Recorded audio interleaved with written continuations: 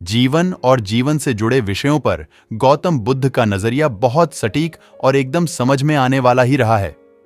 उन्होंने कभी किसी विषय को बहुत उलझाकर नहीं समझाया। अपने शिष्यों की सारी जिज्ञासाएं वे साधारण से उदाहरणों से ही हल कर दिया करते थे। एक बार बुद्ध से उनके एक शिष्य ने पूछा, भगवान, आपने आज तक यह नहीं बताया कि मृत्यु के बाद क्या होता है। उसकी बात सुनकर बुद्ध मुस्कुराए। फिर उन्होंने उससे पूछा, पहले मेरी एक बात का जवाब दो। अगर कोई कहीं जा रहा हो और अचानक कहीं से आकर उसके शरीर में एक जहर भरा तीर लग जाए तो उसे क्या करना चाहिए? पहले शरीर में घुसे तीर को हटाना ठीक रहेगा या फिर देखना कि बाण किधर से आया है और किसे लक्ष्य कर मारा गया है? शिष्य ने कहा, पहले तो शरीर में घुसे तीर को तुरंत निकालना चाहिए, नहीं तो जहर पूरे शरीर में फैल जाएगा। बुद्ध ने कहा, बिल्कुल ठीक कहा तुमने।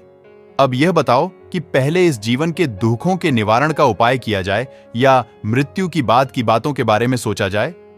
जो हमारे वश में है ही नहीं, उसका विचार ही क्यों करना? किसकी मृत्यु कब आएगी, ये सिर्फ परमात्मा जानता है। मनुष्य के हाथ में सिर्फ कर्म करना है।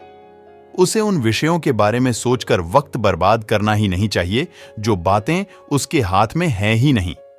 उसे सिर्फ उन बातों के बारे में सोचना चाहिए जो वो कर सकता है। शिष्य अब समझ चुका था और उसकी जिज्ञासा शांत हो गई। इंसान को उन बातों के बारे में सोचकर समय नहीं गंवाना चाहिए जिन पर उसका कोई जोर ना हो।